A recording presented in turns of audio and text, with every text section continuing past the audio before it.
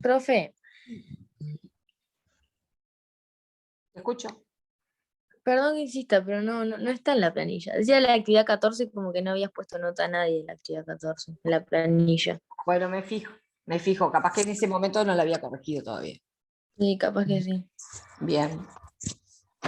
Gracias. Bien. ¿Seguimos? Entonces, el hipotálamo mandó señales nerviosas a la piel y provocó un enrojecimiento de la piel. ¿Por qué? ¿Para qué? Para liberar calor a través de la piel. Haciendo circular la sangre, que está caliente, es el medio interno, está caliente, ¿verdad? Hay una elevación de la temperatura, está disipando hacia el exterior la mayor cantidad de calor, evitando que los órganos vitales, como el corazón, el propio cerebro, los pulmones, se recalienten y empiecen a ver resentida su función. Primera acción. Segunda acción. Esas señales eléctricas también llegan a las glándulas sudoríparas de la piel. Así como llega a las arteriolas, también llega a las glándulas sudoríparas de la piel. Y cuando se nos eleva la temperatura, ¿qué es lo que empieza a suceder? Transpiramos. Empezamos a transpirar. Exacto. ¿Y para qué transpiramos? También temblar, que es como un mecanismo para subir la temperatura. Exacto. Pero transpiramos porque no sería otra forma también de bajar la temperatura. Exacto, porque mojando la piel, ¿verdad? Humedeciendo la piel, se bajan unos grados la temperatura, ¿verdad? Bien, y también acá podemos ver que hay una acción sobre una glándula endocrina que se encuentra encima del riñón, que es la glándula suprarrenal, la cual cuando suceden estas cosas libera adrenalina. Y la adrenalina hace que todas las funciones celulares, o sea, el metabolismo, se acelere, ¿sí? Entonces, si estamos combatiendo algún patógeno con nuestro sistema inmunitario, la formación de nuevas células inmunitarias, la formación de químicos y de proteínas para combatir, por ejemplo, anticuerpos, para combatir esta enfermedad, va a aumentar. ¿Sí? Pero ¿cómo sabe el cuerpo que lo tiene que aumentar? Bueno, porque el hipotálamo le mandó una señal a una glándula, que es la suprarrenal, y la suprarrenal envió la hormona, la adrenalina, que es justamente una hormona que aumenta el metabolismo celular. Es decir, hace que la célula trabaje a todo vapor. Vieron que cuando estamos cargados de adrenalina estamos como atentos, alertas, ansiosos, inclusive hasta con miedo. A veces cuando tenemos una situación de miedo, porque estamos en una inseguridad, se nos genera adrenalina. Bueno, el cuerpo la adrenalina la envía siempre que necesita tener todo alerta, ¿sí? Y en este momento, como la temperatura se elevó tanto, ¿sí?, a causa del patógeno, el cuerpo tiene que estar en alerta, ¿sí? Bien, entonces, la adrenalina aumenta el metabolismo celular, ¿sí? Por ahí alguien también habló de los temblores, ¿sí? Y bueno, también el hipotálamo envía señales a la musculatura, ¿sí? Los músculos cuando trabajan generan calor, entonces el calor también se disipa al ambiente, y es por eso muchas veces que temblamos, ¿verdad? Cuando estamos con mucha fiebre, hasta podemos llegar a convulsionar si la cosa se va más. ¿Bien? Hasta ese momento, esas acciones son, la mayoría de ellas, involuntarias, ¿sí? Pero también tenemos acciones voluntarias, porque el hipotálamo también se conecta con la corteza cerebral, y yo que sé, podemos ir nosotros mismos a tomar el antitérmico, colocarnos paños fríos en la piel, es decir, cosas que hagamos, sacarnos la ropa, si estamos en la cama nos destapamos, ¿sí? Esas también son respuestas voluntarias que ayudan a la musculatura a liberar calor, ¿sí? Así que la temperatura tiene un control involuntario, pero también puede haber un control voluntario teniendo acciones que favorecen la bajada de la temperatura. El hipotálamo también se conecta siempre con una de las principales glándulas endocrinas, que es la hipófisis. La hipófisis cuelga del hipotálamo, es como el del tamaño de una arveja, y cuelga a través de un tallo o infundíbulo, desde el hipotálamo hacia una glándula. La glándula hipófisis tiene dos sectores, uno anterior y otro posterior. El posterior está conectado directamente con el hipotálamo a través de axones, ¿sí?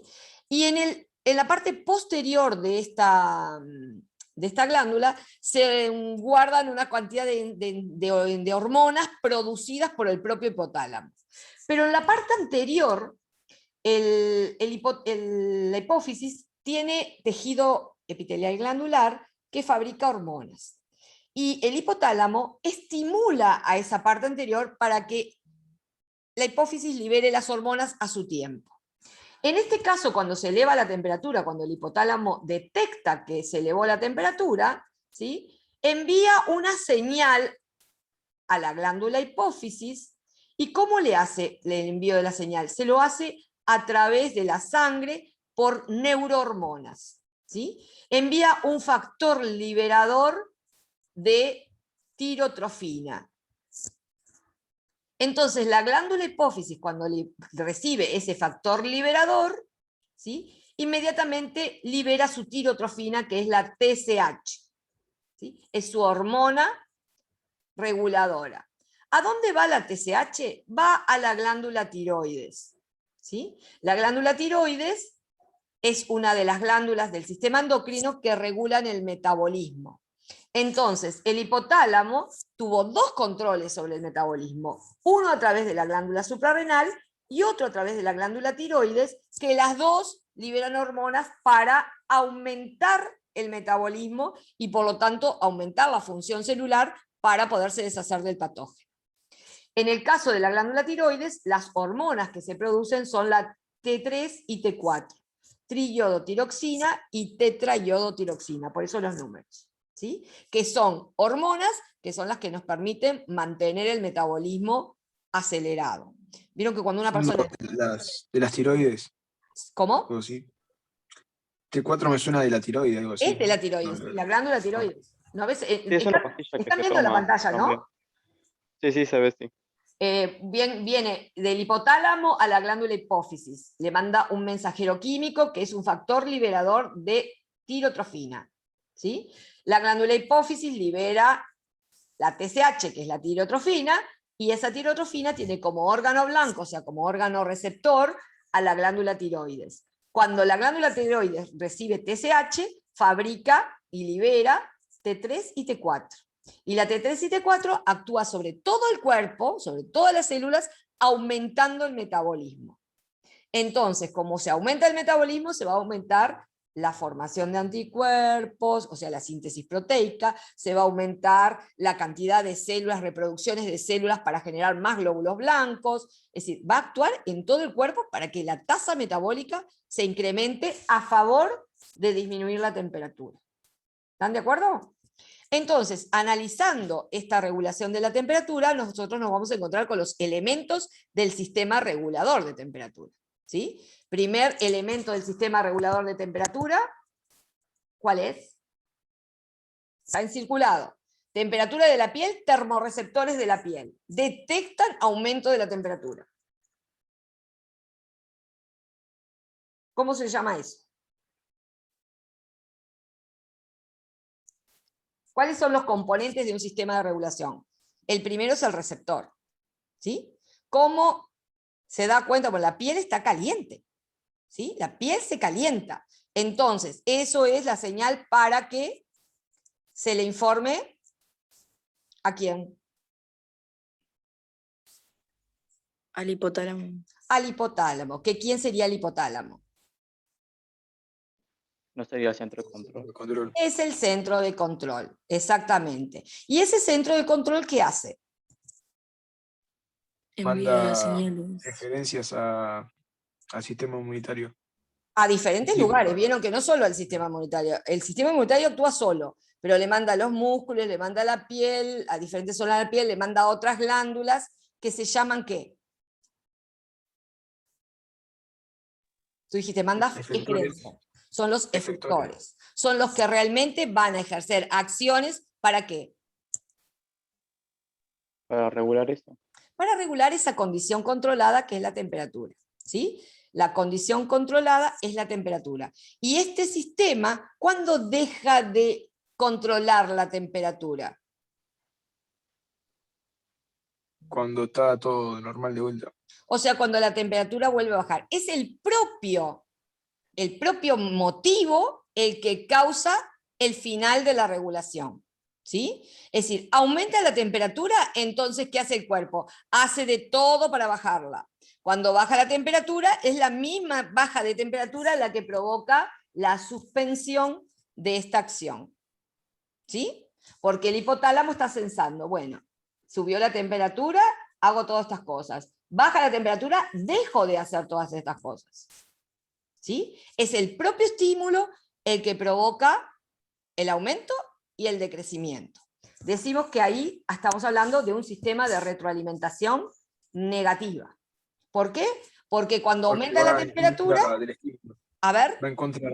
Porque va en contra del estímulo. O sea, en cambio, la retroalimentación positiva va a favor. Por ejemplo, en el parto era positiva porque no me acuerdo por qué, pero a más estímulo, más contracción. Ayudaba a que pasara eso para que después culminara inmediatamente con el nacimiento del bebé. Exactamente. Pero vieron que este tipo de sistema no solamente está para la temperatura, yo le puse ese ejemplo, pero imagínense que aumenta el calcio en la sangre. ¿Sí? Si aumenta el calcio en la sangre, se corre el riesgo de que se formen más cálculos renales, más cálculos en la vesícula biliar. Es decir, hay un aumento de un mineral que solidifica y forma piedras. ¿Sí? Entonces, ¿cómo hace el cuerpo para que el nivel de calcio en sangre esté en un nivel homeostático? Bueno, justamente, el hipotálamo también sensa la cantidad de calcio que hay en sangre. Entonces, cuando se da cuenta que hay demasiado calcio en sangre, envía señales a una glándula. En este caso, le envía señales a la tiroides, primero a la hipófisis, después a la tiroides, para que, en vez de liberar la T3 y la T4, libere otra hormona que se llama calcitonina. Y la calcitonina retira el calcio de la sangre y lo deposita ¿en dónde? ¿Dónde depositamos el calcio? ¿Dónde está nuestro almacén de calcio? Retículo endoplasmático liso. No, eso es en el músculo. Ahí lleva calcio y lo guarda ahí. Pero ¿dónde tenemos el almacén de calcio en nuestro cuerpo? En los huesos. Exacto. Cuando hay exceso de calcio en sangre, eso es retirado y se construye hueso. ¿Sí? Por eso es un peligro que haya mucho calcio, porque se va a formar más hueso y de repente se forma hueso donde no se debe formar. ¿Sí? Tiene que estar todo en un balance. Entonces el hipotálamo siempre está sensando ese balance, porque cuando determina que hay demasiado calcio en los huesos, ¿qué hace? Le quita el calcio de los huesos y lo vuelve a la sangre para retroalimentar este sistema. Son todos sistemas de retroalimentación negativa, la mayor parte de los sistemas de control de nuestro organismo. Y en todo sistema de retroalimentación, ya sea negativa o positiva, existe un primer elemento que se llama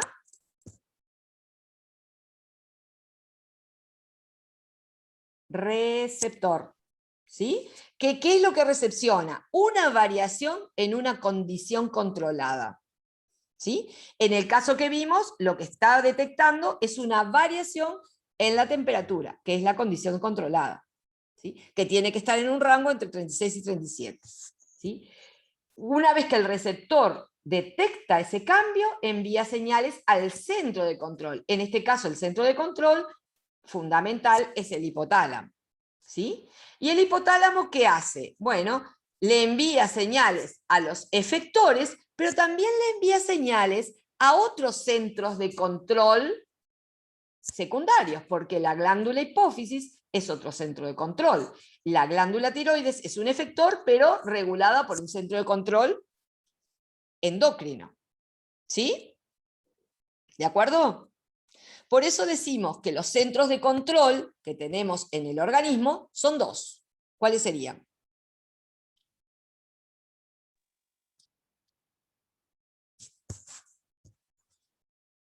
¿A quién pertenece el hipotálamo, la corteza cerebral? El sistema El nervioso. cerebro. Sistema nervioso. ¿Y las glándulas a quién pertenecen? Al sistema endocrino. Exacto. Dos sistemas de control de la homeostasis en el organismo. O es a través del sistema nervioso, o es a través del sistema endocrino, o es a través de ambos. ¿De acuerdo? El otro ejemplo, el del parto. ¿Sí? En el parto, ¿cuál es el estímulo? ¿Cuál es el estímulo que desencadena el parto? Las Son contracciones. las contracciones. No, eso es un efecto. Ah. ¿Cómo La- sabe ¿cómo es? el útero que tiene que empezar a contraerse? Cuando se rompe la fuente, ¿Y por qué se ¿No es rompe la la fuente? cabeza del bebé? Es el propio bebé. La cabeza, la nalga, el pie, como se haya puesto el bebé. Generalmente los partos son de cabeza, son cefálicos, pero hay partos que no son cefálicos y el efecto es exactamente igual. Menos efectivo y por eso son partos de riesgo. ¿Sí? Pero el bebé, ¿qué le pasa en determinado momento del embarazo? Miren acá la foto es muy gráfica. No entra. Exacto, está apretado ahí adentro. ¿Verdad? Ya no cabe ahí adentro. Entonces, ¿qué empieza a hacer? Intenta salir. Exacto. Entonces, para poder salir, vieron que el La conducto, distensión del cuello uterino. exacto, el conducto uterino, el cuello uterino es re delgadito comparado con la cabezota que tiene el bebé. Fíjense que mide unos 2 centímetros de diámetro y el bebé tiene una cabeza de 10. Así que entonces, ¿qué va a tener que tratar de hacer ahí en esa cabeza? Dilata. ¿Empieza? ¿Empieza qué? Dilatarse el cuello.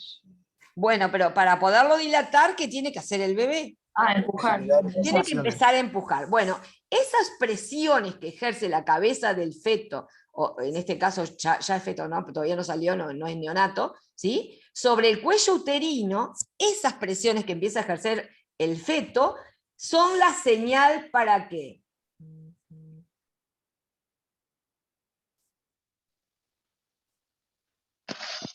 ¿Para qué? Presiona el feto. Esas señales de presión que se ejercen en el receptor muscular que hay acá, ¿van a dónde? al Sí, centro de el control. sistema- Al centro de control, que es una parte del sistema nervioso. A ver, ¿qué parte del sistema nervioso podrá ser? El hipotálamo. El hipotálamo, exactamente. El hipotálamo, ¿verdad? Recibe las señales del receptor que se encuentra en el músculo del cuello uterino de que el bebé está presionando sobre esa zona. Entonces es hora de que poner en marcha el mecanismo del parto. Entonces, el hipotálamo, ¿qué es lo que hace? ¿No es que mandan hormona? Exacto, el hipotálamo manda una hormona que tiene almacenada en la hipófisis que se llama Oxitocina. oxitocina. ¿Y la oxitocina sobre quién actúa? en los músculos de la pared uterina, Exacto, sobre el músculo para que se contraigan con más fuerza. de la pared uterina. Entonces vieron que en un trabajo de parto, vieron que en el ejercicio hacía 12 horas que estaba en el trabajo de parto. ¿Sí? ¿Ustedes se imaginaron que el parto pudiera durar tanto? Sí, a mí me parece horrible. Y más también puede durar. Porque el parto no es solo la expulsión del bebé. El parto comienza con este estímulo y la primera contracción. Sí. Pero ¿por qué algunos demoran más que otros? Y bueno, Algunos porque a partos. veces los estímulos no son tan efectivos y también tenemos una parte en el cerebro, que es la parte consciente, ¿sí? Que a veces frena esos estímulos. ¿Sí? Hay todo un componente de aptitud, de actitud frente al parto. Si vos tenés muchos miedos por el parto, lo más probable es que frenes todos estos mecanismos naturales que se tendrían que poner en marcha. Cuanto más relajada está la persona, menos bloquea la acción del sistema nervioso. Si el sistema nervioso tiene que estar atendiendo los miedos, las rabietas, los gritos, las cosas, indudablemente va a perder el control del hipotálamo, o sea que tiene que ser a donde tiene que estar dirigida toda la función nerviosa. ¿Sí? Es un tema de preparación también. Es decir, el miedo al parto, el miedo al dolor, todo eso puede jugar en contra hasta la forma en que respirás para poder oxigenar este músculo y que este músculo reciba los estímulos de oxitocina necesarios para hacer contracciones efectivas que liberen el bebé en su momento. ¿Sí? Hay muchas cosas que son factores personales, pero hay otras cosas que pueden ser factores externos a la psiquis de la persona, que puede ser cómo viene colocado el bebé. No es lo mismo que venga de cabeza, que es la parte más ancha, ¿sí? que venga de pies, que entonces va a quedar trancada la cabeza en determinado momento si empieza a salir. Entonces son partos complicados. Pero normalmente la mayor parte de los partos es de cefálicos. Bueno, una vez que la oxitocina se empieza a producir, vieron que al principio no se notan las contracciones. Parece a veces como que uno tiene ganas de ir al baño. Y muchas veces las mujeres que están en trabajo de parto, que no saben que entraron en trabajo de parto, van al baño. Y cuando van al baño, ¿qué les pasa? No hacen nada. No sienten ganas. Después que orinaron varias veces, o hasta veces defecaron, no sienten ganas, pero sienten ganas de que tienen ganas de ir al baño, pero cuando van no tienen que hacer. Eso es una señal primaria y bien temprana de que estamos en trabajo de parto. ¿Sí? Entonces, ¿qué va a pasar? Sentir ganas de ir al baño no genera mucho dolor, ¿verdad? A veces sí, a veces no, depende de cómo venga la mano, pero vamos a tener una sensación ahí. A medida que transcurre el tiempo, el hipotálamo va liberando más oxitocina y la hipófisis libera más oxitocina, ¿sí? Entonces, las contracciones uterinas, a medida que aumenta la oxitocina, cada vez son más elevadas, cada vez son más frecuentes y más intensas. Es por eso que empezamos a sentir cada tanto, ¿verdad? Como una puntadita, y bueno, y cede, y es espaciada en el tiempo. Pero a medida que aumenta la cantidad de oxitocina que se está produciendo, esa situación va variando. Entonces, cada vez que va pasando más oxitocina, cada vez son más frecuentes las contracciones y más intensas. Hasta que llega el momento de la expulsión, en donde llegan al grado máximo de frecuencia, son una tras de la otra, y las contracciones son muy intensas, que es lo que generalmente a veces genera dolor. Digo a veces porque todo depende del control. ¿Cómo logramos el control consciente del dolor y esta función inconsciente? ¿Sí? El dolor se puede controlar siempre y cuando uno haya aprendido a hacerlo.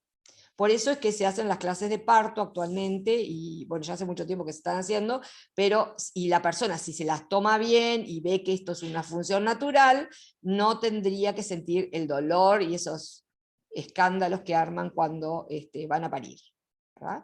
Es más una pérdida del control voluntario, ¿verdad?, que de lo que está ocurriendo.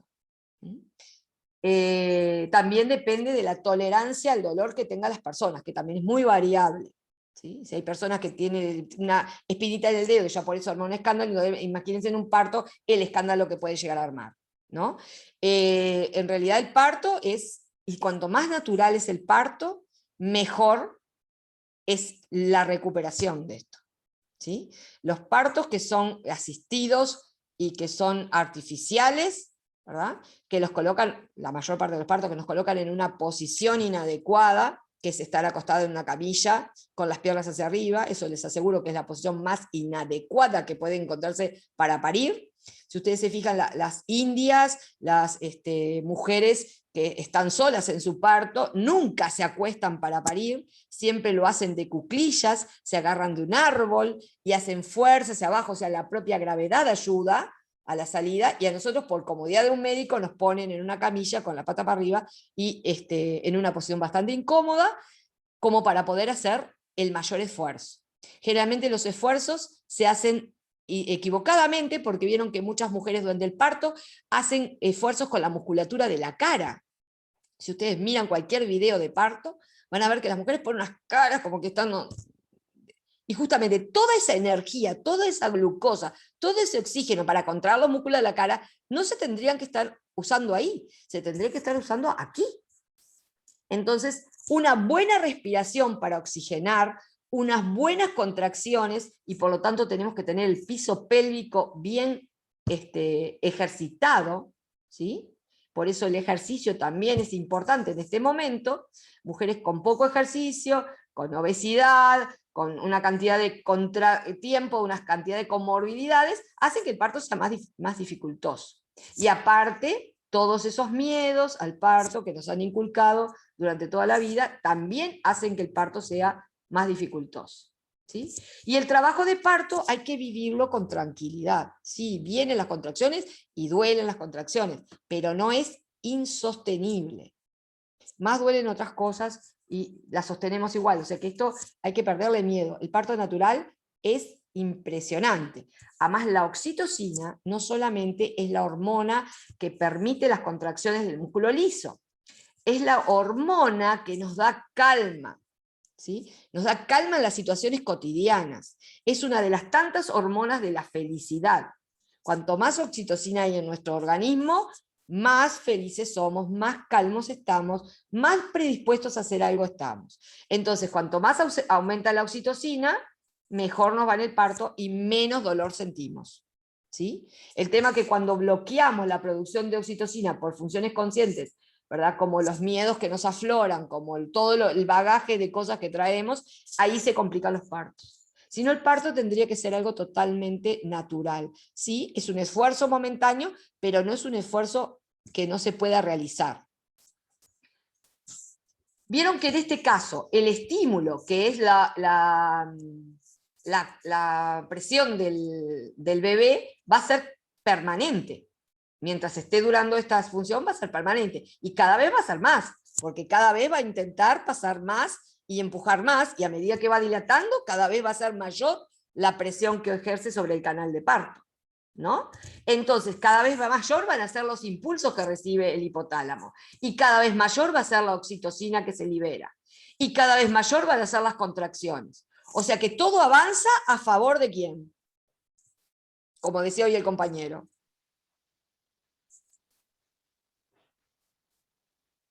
Del estímulo. Del estímulo, exactamente. Si ustedes observan, aquí tendríamos representado con dibujitos este momento. Aquí tenemos la hipófisis, aquí el hipotálamo, ¿sí? Ah, perdón que se me pasó. Aquí tendríamos el músculo del útero, que se llama miometrio, ¿sí? Y estamos viendo el estímulo, que ¿cuál es el estímulo?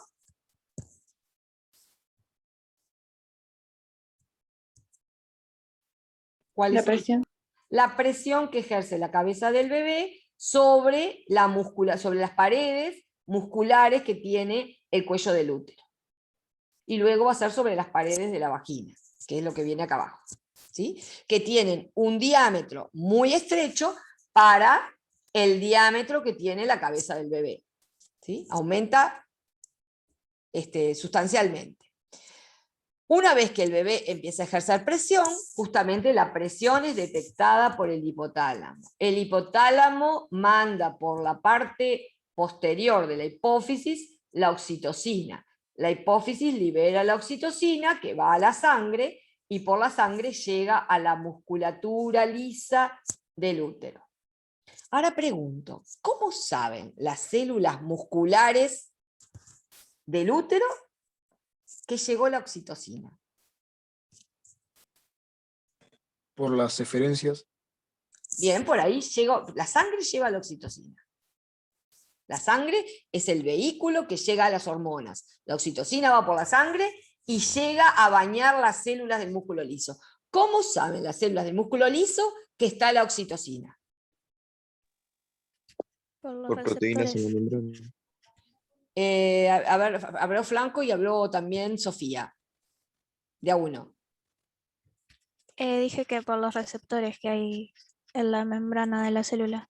Exacto. Acuérdense que es una célula, la célula muscular, y en la membrana celular, en la bicapa fosfolipídica, ¿qué tiene? ¿Qué son esos receptores que mencionó la compañera? Proteínas. Las proteínas, aquellas proteínas que vimos. Acá tenemos una proteína que va a ser capaz de unirse ¿con quién? Con la oxitocina. Con la oxitocina. Va a ser reconocida, no se va a unir en cualquier lado. Se va a unir en células que tengan receptores para la oxitocina. Bueno, justamente las células del músculo liso tienen proteínas receptoras en su membrana para la molécula de oxitocina. Y una vez que se provoca la unión de la oxitocina con esos receptores, se produce un aumento de la contracción muscular. ¿Sí? O sea, se desencadenan los estímulos necesarios para que el músculo liso empiece a contraerse. ¿De acuerdo? Entonces, a medida que va aumentando la presión, ¿sí? Va aumentando el estímulo, va aumentando también la oxitocina y por lo tanto va aumentando el efecto de la misma, porque hay más cantidad, aumentan las contracciones. ¿Sí? ¿De acuerdo? Más presión, más oxitocina, más contracción.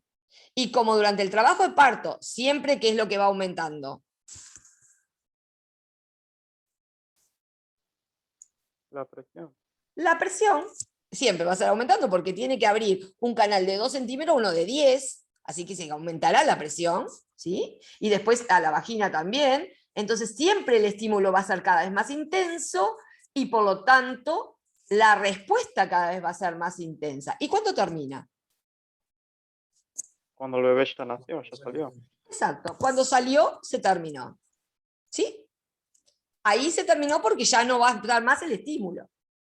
Entonces vieron que en este caso la respuesta siempre fue a favor del estímulo. Decimos que en este caso estamos hablando de una retroalimentación positiva. ¿De acuerdo? De paso les digo que cuando se libera oxitocina, la oxitocina no solamente actúa sobre el músculo liso del útero, ¿sí? También en ese momento que hay mucha oxitocina, también la mama tiene receptores, las glándulas mamarias tienen receptores y el músculo liso de la glándula mamaria tiene receptores que ponen en marcha la secreción de leche, ¿sí? Eso es lo que se llama la bajada de la leche, que justamente ocurre después del parto. Por eso las mujeres que tienen cesárea, en las que ese estímulo no estuvo lo suficientemente durante el tiempo necesario, tienen problemas para amamantar enseguida de haber nacido el bebé. ¿Sí? Y bueno, y también otra de las cosas que es importante, que el lóbulo posterior no solamente libera oxitocina, sino que también libera otra hormona conjunta que recibe también los estímulos, que es la hormona antidiurética. Y entonces, durante ese tiempo en que está la oxitocina presente, se produce la reabsorción de agua en el momento de la formación de la orina y se desvía la mayor cantidad de agua para la glándula mamaria para que pueda hacer la bajada de la leche. ¿Sí? O sea que hay una conexión no solamente de control del mecanismo de parto, sino también de la lactancia, ¿sí? Que están asociadas al mismo momento, porque después del parto tiene que venir la lactancia. ¿Sí? Por eso vieron que actualmente se coloca a los bebés inmediatamente que nacen al pecho de la madre para reforzar el estímulo de oxitocina, porque en la succión del pezón también genera acción sobre el hipotálamo, que libera al lóbulo posterior de la hipófisis más oxitocina, y la hipófisis envía más oxitocina a las glándulas mamarias. ¿De acuerdo? No se olviden también que el parto no termina con la expulsión del bebé. Después hay que expulsar el resto de placenta que quedó acá adentro, que fue el que lo alimentó al bebé durante todo ese tiempo, porque cortamos el cordón, pero el resto quedó adentro, y tiene que seguirse liberando oxitocina para hacer esa expulsión que recibe el nombre de alumbramiento. ¿Sí? Bueno, entonces, siempre que se quiere mantener la homeostasis, tenemos los mismos elementos. Un estímulo es captado por un receptor. Ese receptor envía señales a un centro de control o centro integrador. Y ese centro integrador envía señales a los efectores. Las señales pueden ser estímulos nerviosos o pueden ser hormonas. ¿Sí? Si las liberó el sistema nervioso, son estímulos nerviosos. Si la liberó el sistema endocrino, es una hormona. ¿Sí? ¿Y qué es lo que buscan todos? Regular el equilibrio, o sea, regular la homeostasis. Esperen que se me fue. ¿Tá? Bueno, si se trata de una retroalimentación negativa, vamos a ver que el mismo estímulo es el que va a disminuir la acción, ¿verdad?, de la respuesta. Y si se trata de una retroalimentación positiva, es el mismo estímulo, es el que va a aumentar el efecto de la respuesta. ¿Sí? La retroalimentación negativa va en contra del estímulo y la retroalimentación positiva va a favor del estímulo. ¿Bien? Si comparamos los mecanismos de retroalimentación positiva y retroalimentación negativa, vamos a ver que en la retroalimentación negativa se produce una reversión de la condición controlada. Aumentó la temperatura, ¿qué es lo que hace la retroalimentación negativa? La baja. ¿Sí? Mientras que en la retroalimentación positiva hay un refuerzo de la condición controlada. La condición controlada era la presión ejercida sobre el cuello del útero. ¿Sí? Entonces, ¿qué se hace a medida que hay más presión? Bueno, más liberación de oxitocina, más contracción muscular, hasta que cese el estímulo. ¿Sí? En el otro caso, en el caso de la retroalimentación negativa, dice, ¿cuándo se detiene esta retroalimentación? Cuando la condición controlada logró el equilibrio nuevamente, o sea, se restableció dentro de los parámetros que el hipotálamo tiene establecido que tiene que haber. ¿Sí? Mientras que en la retroalimentación positiva, la detención no depende del hipotálamo, la detención depende de la finalización del estímulo. ¿Están de acuerdo? O sea, terminó de haber presión porque el bebé salió, ya se acabó el sistema de retroalimentación. Después, otra característica diferencial es que en la retroalimentación negativa, esta se va enlenteciendo y deteniendo cuando la condición controlada se normaliza. ¿Sí? Mientras que en la retroalimentación positiva no se detendría nunca si la condición controlada persiste. Por eso este mecanismo no es un mecanismo muy común para lograr la homeostasis. Es puntual. Muy pocas acciones dentro del cuerpo se regulan por retroalimentación positiva. Son escasísimas. ¿Sí? Mientras que la mayor parte de los controles de homeostasis lo hacen de manera retroalimentación negativa. ¿De acuerdo con eso? ¿Alguna pregunta?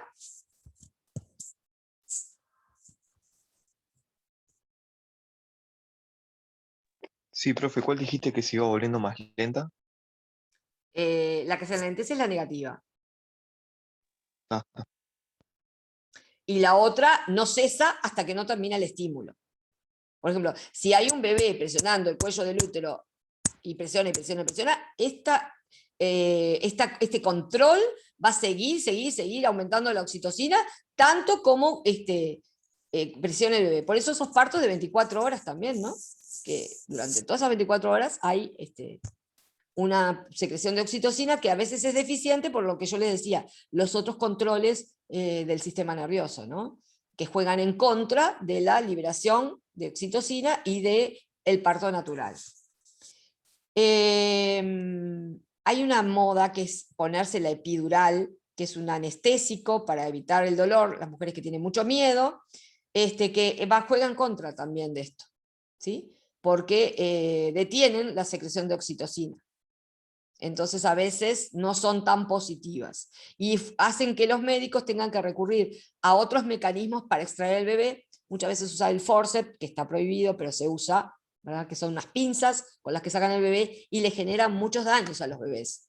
No se olviden que los bebés no tienen osificada la cabeza y las pinzas de forceps son de metal duro, que a veces agarran esas partes débiles del cráneo del bebé y pueden deformarlo y generarle una lesión cerebral. Por eso no están recomendados y salvo en excepciones, ¿verdad? Se utilizan. Y lo otro que se utiliza para evitar esos trastornos es la episiotomía, que es cortar la salida del orificio vaginal hacia el perineo, o sea, hacia el ano, y abrir a la abertura artificialmente. Cosa que después lleva tiempo recuperarse. ¿Sí? La otra característica comparativa dice que la negativa regulan condiciones que se mantienen relativamente estables por tiempos prolongados. Y en las positivas son condiciones que aparecen esporádicamente, ¿verdad? Por eso yo decía, los mecanismos de homeostasis son casi todos retroalimentaciones negativas. Las positivas son casos aislados, como el caso del parto y algunos otros más que son muy puntuales, que se pueden dar así esporádicamente. ¿De Sí, acuerdo? va a ser una consulta. Sí. En uno de los ejemplos de la retroalimentación positiva planteaba el